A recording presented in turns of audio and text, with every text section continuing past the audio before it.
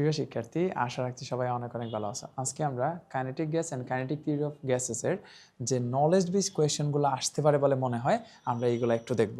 খুবই অল্প সময়ের মধ্যে আমরা সবগুলো নলেজ বেস কোয়েশ্চন দেখব। তো সবাই প্লিজ একটু মনোযোগ সহকারে পুরো অংশটা ভালোভাবে দেখো। তাহলে চলো শুরু করা যাক। আমাদের প্রথম যে প্রশ্নটা আসতে পারে বলে মনে হচ্ছে যে what is the ideal gas. Ideal গ্যাসের ডেফিনেশন কি, আইডিয়াল গ্যাস কাকে বলে, আইডিয়াস বলতে কি বুঝো, এই টাইপের একটা প্রশ্ন আসতে পারে। সো আমরা জানি the gases which follow formula of Boyle's and Charles and kinetic theory of gases fully at all temperature and pressure are called ideal gases. এটা খুবই ইম্পর্টেন্ট কথা যে অল টেম্পারেচার অ্যান্ড প্রেশার, যে সকল গ্যাস সকল তাপমাত্রা ও চাপে গ্যাসের সূত্রসমূহ মেনে চলতেছে। এই যে অল টেম্পারেচার অ্যান্ড প্রেশার, যে গ্যাসগুলা এই অল টেম্পারেচার এবং প্রেশারে কি করে এই গ্যাসের যে সূত্রগুলো, কার সূত্র, বয়েলস অ্যান্ড চার্লসের ফর্মুলা, এগুলো যারা মেনে চলে and kinetic theory of gases at all temperature and pressure are called ideal gas. আমি আবার বলতেছি, যে সকল গ্যাস সকল তাপমাত্রা ও চাপে বয়েল, চার্লস এবং অ্যাভোগাড্রোর সূত্র এবং একই সাথে গ্যাসের যে গতিতত্ত্ব, যে kinetic theory of gases fully মেনে চলে at all temperature and pressure is called ideal gas. আশা করি এতটুকু বুঝতে পারছো। আমাদের পরবর্তী যে প্রশ্নটা আসতে পারে বলে মনে হচ্ছে যে what is absolute zero temperature. Absolute zero টেম্পারেচারটা কি? অ্যাবসলিউট জিরো টেম্পারেচার মানে হচ্ছে the temperature -273 degree at which the volume of a gas becomes zero and the kinetic energy of the gas totally disappears, then is called absolute zero temperature. আমি যদি আমার মতো করে একটু বলি, যে টেম্পারেচারে কোনো একটা গ্যাসের ভলিউম জিরো হয়ে যায়, ওই টেম্পারেচারটারই বলা হচ্ছে অ্যাবসলিউট জিরো টেম্পারেচার, এবং তার মান পাওয়া গেছে -273 ডিগ্রি সেন্টিগ্রেড, আর ক্যালভিনে বললে 0 কেলভিন। এটা অনেকটা ওকে এর মতো। তাহলে অ্যাবসলিউট জিরো টেম্পারেচার হচ্ছে okay, it means 0 kelvin or -273 degree centigrade. তাহলে এবং ওই অ্যাবসলিউট জিরো টেম্পারেচারে যেহেতু তার কোনো রকমের ভলিউমও থাকবে না, এবং একই সাথে the kinetic energy of gases totally disappear. এটার একটা আইডিয়া আছে যে কেন ডিসঅ্যাপিয়ার হয়ে যাচ্ছে। আমরা কাইনেটিক এনার্জির যে ফর্মুলাটা জানতাম, ইকেজিগুলো হচ্ছে 3/2 nRT। তো একটু খেয়াল করে দেখো, আমরা যদি এই টেম্পারেচার ক্যাপিটাল টি এর ভ্যালু 0 বসাইতে পারি, তাহলে কিন্তু তার কোনো রকমের ইকে থাকবে না, তার কোনো রকমের কাইনেটিক এনার্জি থাকবে না। এটাই এখানে বলা আছে, and the kinetic energy of gases totally disappear, then this called the absolute zero temperature. আশা করি এতটুকু বুঝতে পারছো। আমাদের পরবর্তী প্রশ্নটা এমন হতে পারে, what is universal gas constant. I think এটা সবাই জানি আমরা, ইউনিভার্সাল গ্যাস কনস্ট্যান্ট যেটা ক্যাপিটাল আর, এটার পরিচয় জানতে চাচ্ছে। সো এটা একটু এইভাবে লিখতে হবে যে it is defined as the work done by 1 mole of ideal gas due to expansion of its temperature increase by 1 degree centigrade.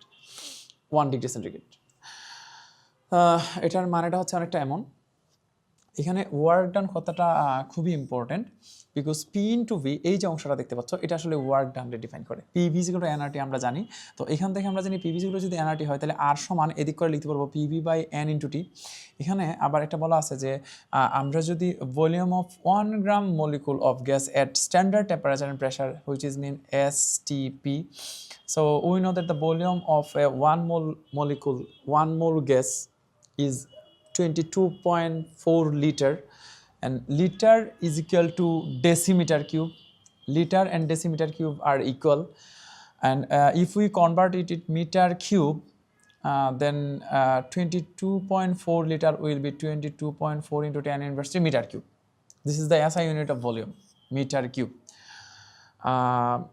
Then if we put the value of P, B, N in T, we will find the value of R 8.314, which is called the universal gas constant.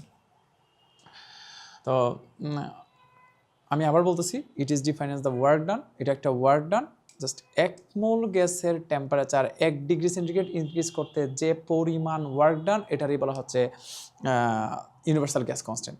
It is defined as the work done by 1 mole of ideal gas due to the expansion of its temperature increased by 1 degree centigrade. I hope এতটুকু সবাই বুঝছো। পরবর্তী কোয়েশনটা এমন হতে পারে যে what is standard pressure. Standard প্রেশারটা আসলে কি? The pressure exerted by a vertical column of dry and pure mercury of 760 millimeter height at 273 Kelvin temperature and at 45 degree latitude of the sea level is called the standard pressure. Actually, ধরে নেওয়া হয় 760 millimetre Hg মানে মার্কুয়ারি যে পরিমাণ pressure create করে at 273 Kelvin temperature and 45 degree latitude of the sea level. এটার কিন্তু standard ধরা হয় 45 ডিগ্রি অক্ষাংশে 760 মিলিমিটার Hg যে পরিমাণ চাপ দেয় ওইটার যে পরিমাণ প্রেশার ক্রিয়েট করে ওইটা বলা হচ্ছে standard pressure.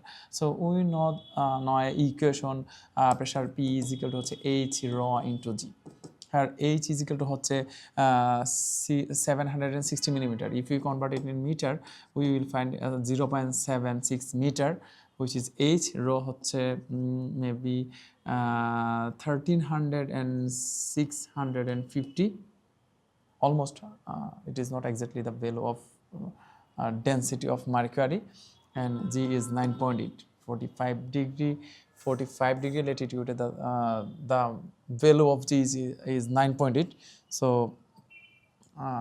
and if we calculate it by a calculator, we will find the value of standard pressure, which is 0.76 into 1300 and 13,605 into 9.8, which is 1.01, almost 1.01325 and 10 to the power 5, which is called attopascal, which is called the standard pressure.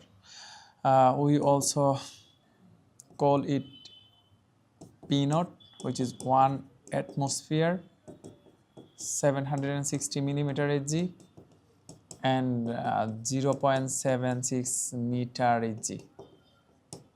This is the standard pressure.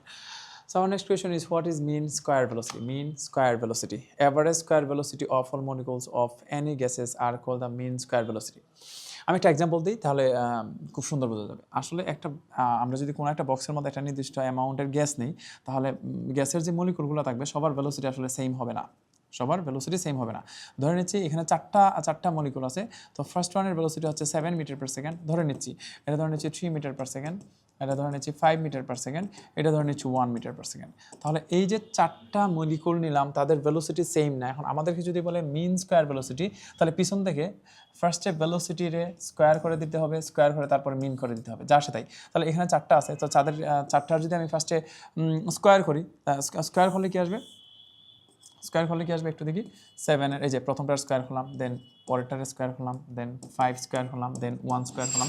সবগুলোর square করার পর আমরা যদি এটারে মিন করে দিই divided by 4, আমরা জানি মিন কীভাবে করে, সাম করে ডিভাইডেড বাই 4, যেহেতু চারটা আছে। This is call the mean square velocity. ভেলোসিটিগুলারে স্কোয়ার করে মিন করে দিতে হবে।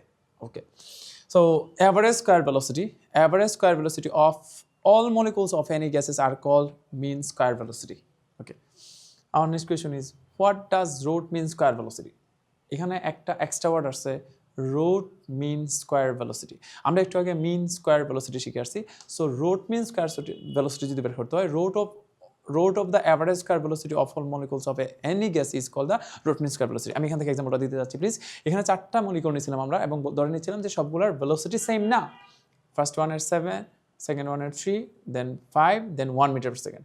সো আমরা ফার্স্টে ভেলোসিটিগুলারে, এই যে ভেলোসিটিগুলারে একটু দেখি, ভেলোসিটিগুলারে ফার্স্টে স্কোয়ার করব, দেন মিন করব, দেন রুট করব। তাহলে ফার্স্টে কি স্কোয়ার, মিন, দেন রুট। তাহলে আমরা যদি এমন করি, এই যে আমরা ভেলোসিটিগুলারে স্কোয়ার করে দিছি, দেন মিন করে দিছি, এখন যদি রুট করে দিই তাহলে this is call the root mean square velocity. আশা করি এতটুকু সবাই বুঝছো। এই যে ভেলোসিটির square, then mean, then root of the average square velocity of all molecules of any gas is called root mean square velocity. Okay, so our next question is, what is dew point? This is very important. This is very important. What is the dew point? The temperature at which any fixed volume of air saturated by its own vapor is called dew point of the air. আচ্ছা, আমি একটা example বলি তাহলে স্পষ্ট বোঝা যাবে, এটা বোঝা খুব জরুরি। ধরে নিচ্ছি কোনো একটা রুমের মধ্যে যে পরিমাণ এয়ার আছে, এই এয়ারের ওয়াটার ভেপর নেয়ার একটা লিমিটেশন আছে। আমি ধরে নিচ্ছি আমরা এখন যে রুমটাতে আছি এই রুমের মধ্যে যে পরিমাণ এয়ার আছে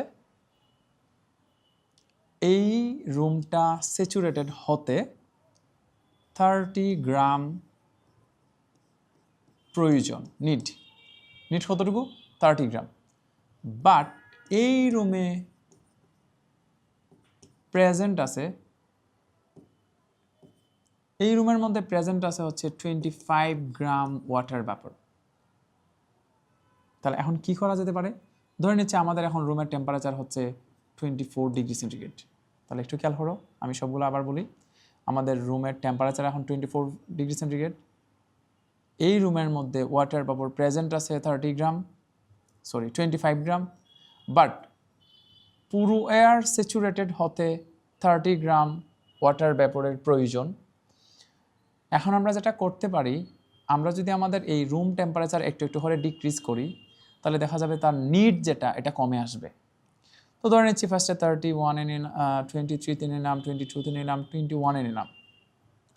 21 ডিগ্রি সেন্টিগ্রেডে নিয়ে আসার পর দেখতেছি এই রুমের মধ্যে যে পরিমাণ জলীয় বাষ্প প্রেজেন্ট আসিল ততটুকু দ্বারাই আমাদের রুমটা স্যাচুরেটেড হয়ে গেছে। কারণ এই যে টেম্পারেচারে নিয়ে আসলে পরে রুমের মধ্যে যে পরিমাণ জলীয় বাষ্প প্রেজেন্ট আসিল, যে পরিমাণ ওয়াটার ভ্যাপর প্রেজেন্ট আসিল, ঠিক ততটুকু দ্বারাই আমাদের রুমটা স্যাচুরেটেড হয়ে গেছে। এই টেম্পারেচারে বলা হয় ডিউ পয়েন্ট। তাহলে this is one kind of temperature. The temperature at which any fixed volume of air saturated by its own vapour is called dew point of the air. I hope এতটুকু সবাই বুঝছে। আমাদের next question is what is Boyle's law? Boyle's law আমরা অবশ্যই জানি। At constant temperature, the volume of a fixed amount of mass of gas is inversely proportional to its pressure. আমরা যদি কোনো একটা গ্যাসের টেম্পারেচারটা কনস্ট্যান্ট করতে পারি, তাহলে তার ভলিউমের সাথে প্রেশারের যে রিলেশন এটা inversely proportional. P inversely proportional B, this is called the Boyle's law, Boyle's formula. আশা করি এতটুকু সবাই বুঝছো। অবশ্যই বয়েলস ল তে টেম্পারেচারটা কনস্ট্যান্ট থাকতে হবে। আমার next question is what is mean free path? Mean free path, average of any molecules different distance of two subsequent collisions is called mean free path. আমরা যদি কোনো একটা বক্সের মধ্যে একটা নির্দিষ্ট অ্যামাউন্টের গ্যাস নেই, তাহলে দেখা যায় যে এইগুলা একটা নির্দিষ্ট সময় পর পর একটা আরেকটারে ধাক্কা দিবে। যেমন আমি যদি বলি, ধরে নিচ্ছি ফার্স্টে ও এখানে গেল, এখানে যে একটারে ধাক্কা দিছে, দেন এখানে যে একটা ধাক্কা দিছে, দেন এখানে যে একটা ধাক্কা দিছে, দেন ধরে নিচ্ছি পরের ধাক্কাটা অনেক দূরে লাগছে, এখানে যে ধাক্কা লাগছে। এখন দেখা যাচ্ছে এখানে টোটাল কয়টা কলিশন হয়েছে? ফার্স্ট ওয়ান এখানে এসেও একটা ধাক্কা দিছে, এটা 2 নাম্বার, এটা 3 নাম্বার, এটা হচ্ছে 4 নাম্বার, মোটামুটি 4টা ধাক্কা লাগছে এখানে। এখন হিসাব করে দেখবা যে প্রত্যেকটা ধাক্কার ডিস্টেন্স আসলে সেম না। এখন আমি যদি বলি এখান থেকে এখানে আসতে ধরে নাও 10 সেন্টিমিটার, এখান থেকে এখানে ধরে নাও 7 সেন্টিমিটার, এখান থেকে এখানে 6, আবার এখান থেকে এখানে 15, তাহলে এই যে 4টা ধাক্কা লাগছে, প্রত্যেকটা ধাক্কার জন্য যে ডিস্টেন্স, একটা থেকে আরেকটার যে ডিস্টেন্স কলিউশনের, এই কলিউশন বা ধাক্কা লাগার যে ডিস্টেন্সগুলো এগুলো আসলে সেম না। এখন আমাদেরকে যদি মিন ফ্রি পাথ বের করতে হয়, তাহলে এখানে কয়টা ধাক্কা আছে? 4টা ধাক্কা আছে। তাহলে ফার্স্টেরটা কত সেন্টিমিটার দূরে লাগছে? 10 সেন্টিমিটার, পরেরটা 7 সেন্টিমিটার, পরেরটা 6 সেন্টিমিটার, এরপরেরটা 15 সেন্টিমিটার। এই যে ধাক্কাগুলো একটা নির্দিষ্ট দূরত্ব পরপর লাগছে, তাহলে টোটাল পথের পরিমাণ কতটুকু যোগ করে দিলাম, বাই কয়টা ধাক্কা লাগছে? 4টা। এই যে অংশটা আসতেছে এটা আসলে কি বের হচ্ছে? এটা বের হচ্ছে প্রত্যেকটা ধাক্কার মধ্যে গড়ে কত দূরত্ব আসিল, এই প্রত্যেকটা ধাক্কা লাগতে গড়ে কতটুকু দূরত্ব আসিল, this is call the mean free path. আশা করি এতটুকু সবাই বুঝছো। আমাদের নেক্সট কোয়েশ্চন হচ্ছে হোয়াট ইজ রিলেটিভ হিউমিডিটি? 1 মার্কের কোয়েশ্চেনের জন্য রিলেটিভ হিউমিডিটি খুবই গুরুত্বপূর্ণ। The ratio of the mass of present vapour in only fixed volume of air is fixed temperature, and the same temperature the mass of vapor needed to make saturated the air is called relative humidity. খুবই সুন্দর এবং খুবই গুরুত্বপূর্ণ। আমি আমার মতো করে একটা এক্সাম্পল দিচ্ছি, তাহলে একদম ক্লিয়ার হয়ে যাবে। আমি ধরে নিচ্ছি আমরা এখন যে রুমটার মধ্যে আছি, এই রুমের মধ্যে যে পরিমাণ এয়ার আছে, এই এয়ারটা এই ওয়াটার ভ্যাপর দ্বারা স্যাচুরেটেড না। এবং ধরে নিচ্ছি আমাদের রুম টেম্পারেচার এখন হচ্ছে 25 ডিগ্রি সেন্টিগ্রেড, এবং এই রুমের মধ্যে প্রেজেন্ট আছে, প্রেজেন্ট ওয়াটার ভ্যাপরের অ্যামাউন্টটা হচ্ছে ধরে নিচ্ছি 20 গ্রাম। কিন্তু এই রুমের মধ্যে যে পরিমাণ এয়ার আছে এটা যদি স্যাচুরেটেড হওয়া লাগে, তাহলে নিড হচ্ছে 30 গ্রাম।